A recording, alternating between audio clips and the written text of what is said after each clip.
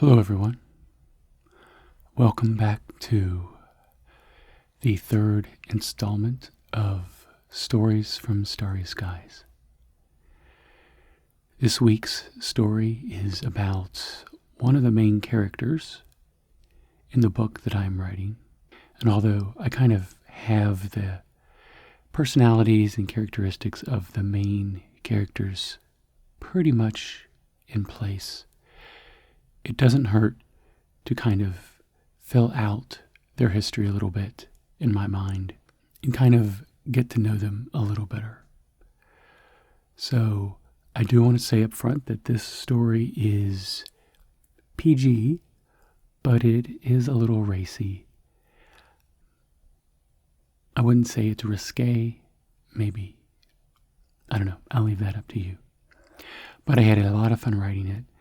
Is an aspect of this character's personality that kind of came to me, and the story just kind of popped into my head.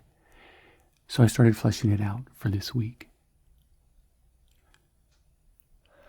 I kind of have in my head kind of a film noir, old Hollywood, black and white, glamour look to this story.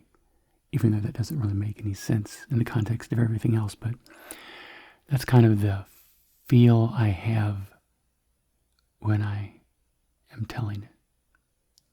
So, I hope you enjoy it, and let's get started. As a change to her usual routine, Captain Cathrine chose not to enter the grand Caspian ballroom through the main entrance. She wanted to do a bit of watching before she was forced to mingle with this week's batch of tourists. This was her favorite part of the trip. All of the hopping between moons was over. All the tedious management of the different cultures was behind them. For the next 2 days, the cruise ship would fly, or sail as the marketing folks insisted she call it, back to Earth at a leisurely pace of quarter light. It was time for the captain to be a little more hands-on with the guest. The Grand Caspian Ballroom was the biggest and most elaborate of the 5 on board, and so it was her favorite. She loved its scale, its amenities, and its not quite restrained decadence. The ballroom took up the largest amount of space on the upper deck, the deck where they started and ended each cruise. One each of the 4 decks below them would be opened up as they approached one of the 4 moon settlements. Each deck was designed to conform to the culture or religious values of their port of call. Because, as different as each of these settlements were from each other, they all had one thing in common: a search for purity of one kind or another, and that always meant austerity of some form. Whether it was the communist mining cooperative around Jupiter, the anarchist manufacturing centers around Saturn, or the Calvinist protectorate around Uranus, they all saw themselves as smug critiques of the Earth and its profligate allowances. Which was why Cathrine was so glad to be heading back that way. When she had first been assigned to this ship 3 years ago, she used to throw the doors open to the ballroom herself. Now she has found other ways to celebrate the homecoming.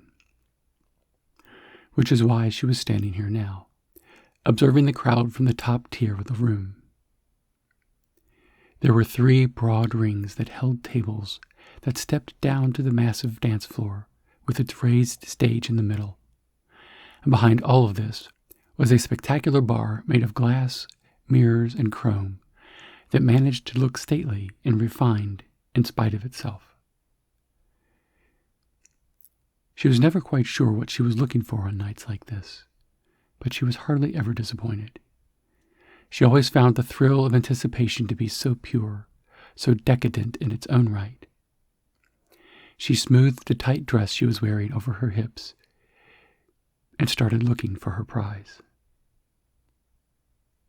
It wasn't too long before she found him, and to her surprise, he was glancing her way the moment she saw him.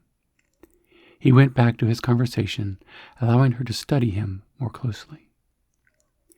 He was good-looking, but not overly handsome. He would have had to get by on more than just his looks, which means, at bare minimum, he should be able to hold a good conversation. He looked physically fit enough, meaning that he had the self-discipline to keep himself in shape. That was about all she could tell from this distance. She needed to go in for a closer look, and that meant working the crowd. For the next half hour, she worked her way around the room, welcoming guests, and making the appropriate polite small talk that was her duty. She didn't mind, and she was good at it. She answered lots of questions about the ship and their expected arrival time, and told a few good stories to make her guests laugh, all the while continuing to exchange stolen glances with the gentleman of interest. She noticed that no matter where she was in the room, he was always facing her. At one point, she saw him point out a particular feature in the room so as to turn the couple he was talking to, so that he was once again giving her a good view. At this point, they were exchanging more than random glances. They were reading each other's expressions and also forming very pleasant ideas about each other in their minds. This was the slow build of anticipation that Cathrine enjoyed so much. The tension building between them was affecting her in ways she knew would end in the most amazing ways. Soon, they were only a few feet from each other. She could see that he was slightly older than she originally thought. His age was betrayed by the fine lines around his eyes when he laughed, and the few strands of grayish hair among the dark coppery brown. She was holding court with a lovely couple, telling them about the time they had once had a stowaway on board, when suddenly he was right over her shoulder in the tight crowd. Moving behind her, he placed his hand on her lower back and says, "Excuse me, Captain. I'm going to have to slip around you really quick. I do apologize." His hand is providing a gentle pressure as he slides it across the exposed skin her slinky dress made readily available to him. She purposely does not step out of his way, but keeps herself close and says, "No need to apologize. We seem to be on top of each other in this crowd." He flashes her a knowing smile that was a bit cheesy, but let her know that he appreciated the banter. She continued her conversation, but was secretly still feeling the path of his hand on her skin. She could see through the crowd that he was moving towards the bar. The next move was hers. She made her way across the dance floor to the glittering expanse of the bar. The gentleman is talking to an attractive brunette, who has moved on to other conversations by the time she reached his side. She comes up close, making solid contact against him with her shoulder.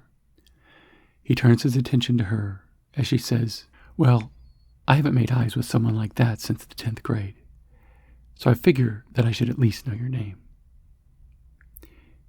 He chuckled softly, raised his glass slightly towards her, and said, "James, I'm delighted to finally be in your presence." "James, huh? Just James? Should I go ahead and call you Mr. Bond? Are you working undercover?" "To answer your first question, no. It's Hardy. James Hardy. And to answer your second question, not quite yet." "Well, then we need to drink to your potential future success." She didn't want to make it too easy for him. "Where's the bartender?"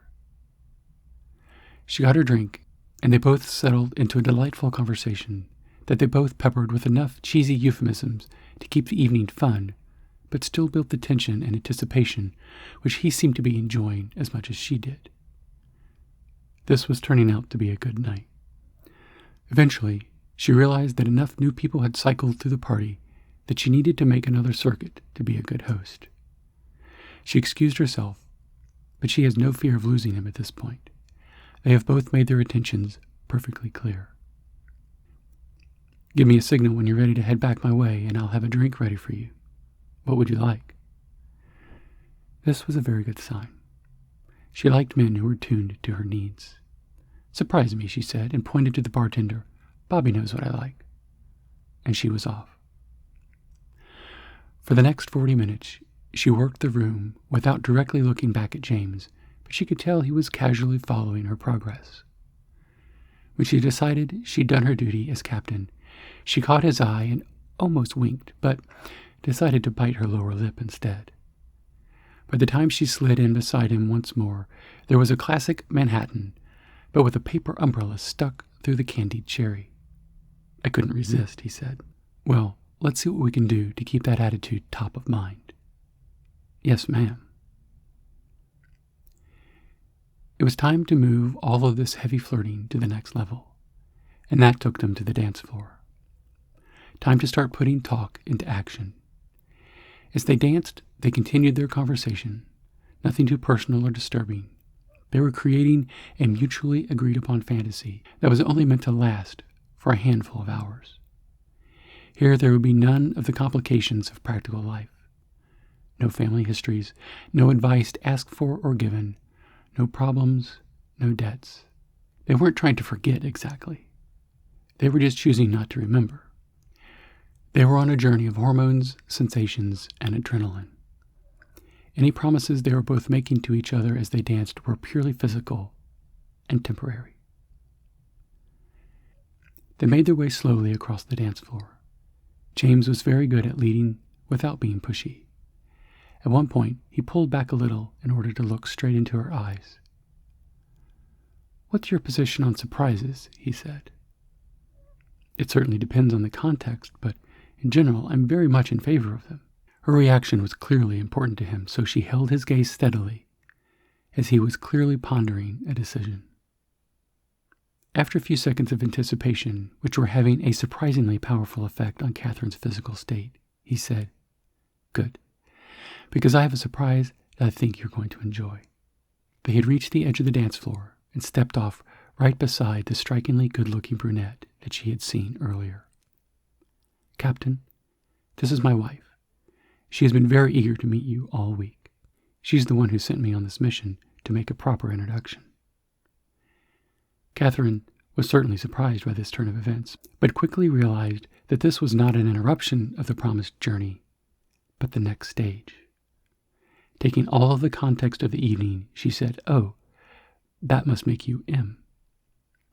Without missing a beat, the woman leans in close to her ear and whispers, "It's pronounced more like," and she made a delicious low purring noise that vibrated the delicate hairs on the side of Catherine's neck. There were suddenly way too many people in this room for what was going through her mind.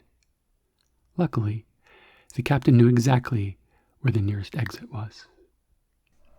So, I hope you've enjoyed that story. I had a lot of fun writing it, like I said, and it's different than the other stories that I've written. So, I think it represents the range of the type of storytelling that I want to put in my book.